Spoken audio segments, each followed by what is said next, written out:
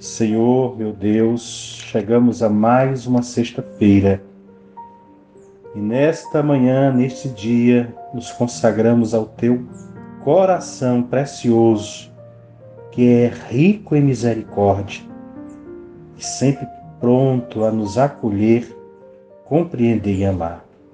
Dai-nos, Senhor, a todos nós, especialmente aqueles e aquelas que nesse instante estão abalados pelas mais diversas causas e situações que os levam à tristeza, ao desânimo. Dai-nos a alegria do teu amor e a certeza de que em ti sempre seremos saciados e iluminados. Isso nós te pedimos por Cristo nosso Senhor. Amém. Meu irmão, minha irmã, paz e bem para você. Hoje é sexta-feira, 4 de junho, este mês de tantas festas. Hoje é Dia Internacional das Crianças Inocentes Vítimas de Agressões. Também, na data de hoje, em 1743, foi a primeira Bíblia impressa aqui nas Américas. E na data de hoje, em 2010, foi sancionada a Lei Complementar 135, a Lei da Ficha Limpa, de iniciativa popular encabeçada pela Igreja e a OAB, que proíbe a candidatura de pessoas condenadas pela justiça por um colegiado. Obviamente, se essa lei fosse levada a sério, nós não teríamos tantos problemas que ainda hoje temos na nossa política. Hoje, sexta-feira, após Corpus Christi, na nossa paróquia, comunidade paroquial, a nossa cidade de Colinas, mais entristecida, porque nem todos os fiéis puderam participar por conta do decreto, e nós buscando dar o testemunho em comunhão com a paróquia São Sebastião. Então também as missas foi só para as equipes necessárias.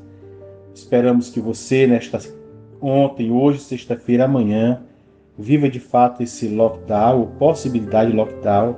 Só saia da sua casa se for possível, mesmo necessário, porque para evitar a circulação do vírus e diminuirmos o número de óbitos que está tão grande na nossa cidade. O evangelho de hoje que vamos escutar para a nossa partilha de São Marcos, capítulo 12, os versículos do 35 ao 37, que diz: Naquele tempo, Jesus ensinava no templo, dizendo: Como é que os mestres da lei dizem que o Messias é filho de Davi? O próprio Davi, movido pelo Espírito Santo, falou: Disse o Senhor ao meu Senhor: Senta-te à minha direita, até que eu ponha teus inimigos debaixo de teus pés. Portanto, o próprio Davi chama o Messias de Senhor. Como é que ele pode então ser seu filho? E uma grande multidão escutava com prazer. Palavra da salvação, glória a vós, Senhor.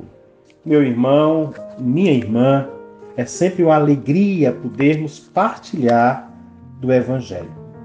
Para entender a passagem do Evangelho de hoje, é necessário ter uma compreensão de todo o Evangelho de Marcos.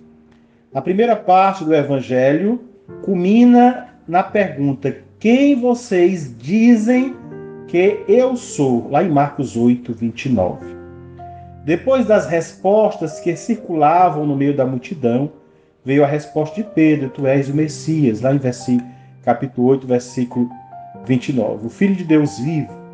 A segunda parte do Evangelho culmina em uma outra pergunta de Jesus, na qual se sugere ser ele não só o Messias, mas o próprio Senhor. Não o prometido, mas o próprio prometedor, superior a toda expectativa. O templo, e aqui no Evangelho diz que ele ensinava no templo, o templo de Jerusalém era considerado o lugar mais sagrado da terra. Era o coração da cidade santa, Jerusalém. É ali que Jesus escolhe para ensinar e para revelar-se e declarar-se como o Messias anunciado pelos profetas, e tanto esperado pelo povo, e como o próprio Senhor, o Kyrios, palavra grega que traduzia o tetagrama do nome de Javé, o nome divino.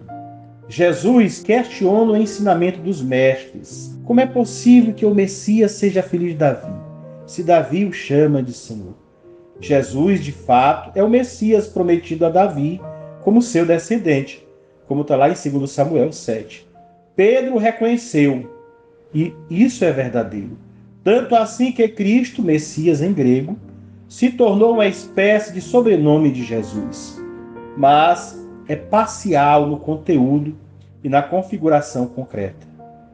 O cego também o chama de Messias, mas ainda não vê. Lá em Marcos 10, 46. Os mestres da lei se esquecem de que Davi, movido pelo Espírito Santo, diz: Deus, na verdade, inspirou os profetas e os autores dos livros, juntamente chamados inspirados. Agora, ele inspira o coração de quem lê e ouve a sua palavra, para que o reconheça. Só o Espírito pode nos fazer reconhecer o Senhor, como São Paulo diz em 1 Coríntios 12, 3. A palavra de Davi é citada no Salmo 110, lido na igreja primitiva no sentido messiânico. O Senhor aqui é Deus, o único Senhor, quando diz o Senhor disse. E no que Davi fala, o Senhor disse ao meu Senhor. Esse é o meu Senhor, o Senhor aqui é o Messias descendente de Davi, que ele reconhece como seu Senhor. Notem-se que nesta expressão e na anterior é sempre utilizado o termo Kyrios, tanto para Deus como para Jesus. Assim, Jesus se revela o sentido das Escrituras. Ele é o mestre que ensina, ao contrário dos mestres da lei, que escondiam aquilo que entendiam como segredo das Escrituras. Por isso aqui a frase, porque ele ensina com autoridade, sentar-se à minha direita. O Messias tem propriedades divinas. Senta-se à direita de Deus, porque assim, sentar-se à direita de Deus é ter o poder de Deus. É por isso que Jesus fará após cumprir a sua missão na terra, como em Mateus 26, 64 e Marcos 12, 62, mesmo lá em Colossenses 3, 1 e carta aos Hebreus 1, 3. Aqui também vai falar até que eu ponha os meus inimigos. Indica a vitória do Senhor sobre os seus opositores. O último inimigo é a morte e será vencida pela ressurreição, como São Paulo em 1 Coríntios 15, 25 vai também falar. Davi mesmo chama o Messias de Senhor. A frase do Evangelho. Aqui está o nó da questão.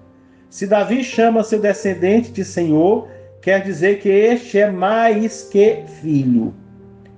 Então, Davi profetizou na força do Espírito. O descendente é o Senhor. Mais adiante, Jesus dirá claramente diante do Sinédrio, e o centurião, aos pés da cruz, vão compreender. E essa grande multidão que escutava com prazer. O ensinamento de Jesus, desde o início, era diferente dos ensinamentos dos escribas, pois ele ensinava como quem tem autoridade. A autoridade de Jesus aparece porque ele é coerente entre o que diz e faz. É por isso que as multidões que o escutam, elas escutam com alegria e ao mesmo tempo desconfiam dos mestres da lei. Elas se maravilham com os ensinamentos de Jesus e desconfiam do que dizem os mestres da lei, porque não há coerência entre o que os mestres da lei dizem e o que eles são. Já enquanto Jesus, há coerência. A pergunta de Jesus encerra todas as disputas. Não há também senão a resposta possível, que os contemporâneos e os leitores atuais podem dar ou calar. O dom da viúva que dá a vida, que é o próximo evangelho, o que faltou ao doutor da lei para entrar no reino. Jesus é o Messias esperado. É o Senhor que se revela. As Escrituras dão testemunho dele. Pedro também o deu na cruz. É a vez do centurião confirmar. Hoje é a nossa vez. Com nossas palavras e com o nosso testemunho de vida, devemos continuar afirmando sem medo: Jesus é o nosso Messias, o Cristo, o Senhor, aquele que nos salva. E assim, dessa forma, motivando a salvação em nós, por nós e para todos os nossos irmãos, porque o Senhor assim o quis e o Senhor assim nos convida a fazer parte do seu projeto de evangelização. Tenha uma sexta-feira abençoada e deixe Deus tocar no seu coração e transformar a sua vida. Amém.